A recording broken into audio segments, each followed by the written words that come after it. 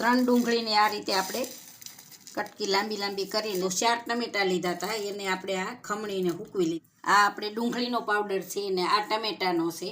Hello મિત્ર, જય માતાજી. હું દયાબેન પરમાર, અમરેલીથી. મારી ચેનલનું નામ દયાબેન ડીનું રસોડું. તો આજે આપણે ડુંગળીનો ને ટમેટાનો પાવડર બનાવશું.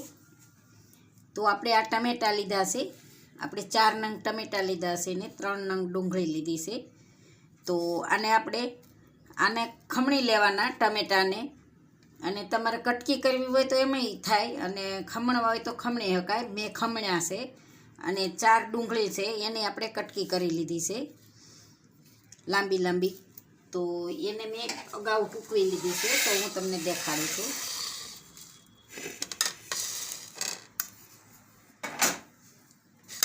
તો આ 3 ડુંગળીને આ રીતે આપણે કટકી લાંબી લાંબી કરીને આને હૂકવી લીધી હતી. તો 3 દિવસ આપણે થયા આને હૂકવતા, અને 3 દિવસ આને થયા આપણે ટમેટાને.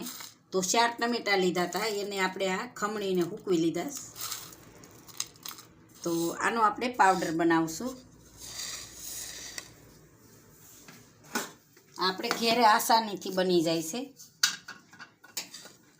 તો પહેલાં આપણે ટમેટાનો અને હૂકવતા વાર લાગે, એમ કે 2-3 દિવસ તો થાય જ. તો આને આપણે મિક્સરમાં કાઢી લેવું. તો આનો આપણે પાવડર કરી લીધો.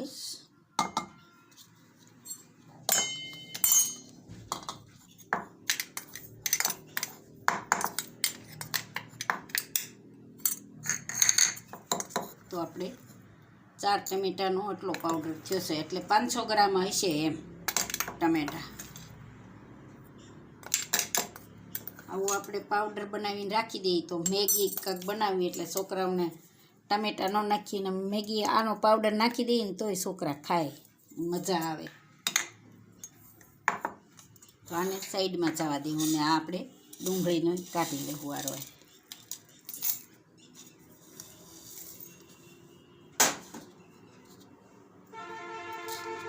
આને આપણે કાઢી લેવું. તો આપણે આ ડુંગળીનો હોતન પાવડર કાઢી લીધો છે.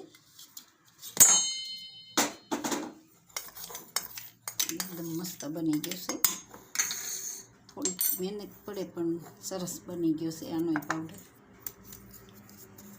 તો આને આપણે આમાં લઈ લેવું વાટકામાં.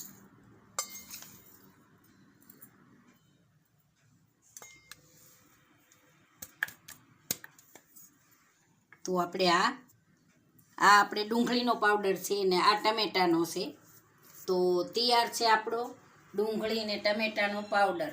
જો મારી રેસીપી પસંદ આવે તો લાઈક કરજો, શેર કરજો અને સબસ્ક્રાઈબ કરજો. બેલ આઇકન જરૂર દબાવજો. કોમેન્ટ કરીને કહેજો કે તમને કેવો લાગ્યો ડુંગળી ને ટમેટાનો પાવડર.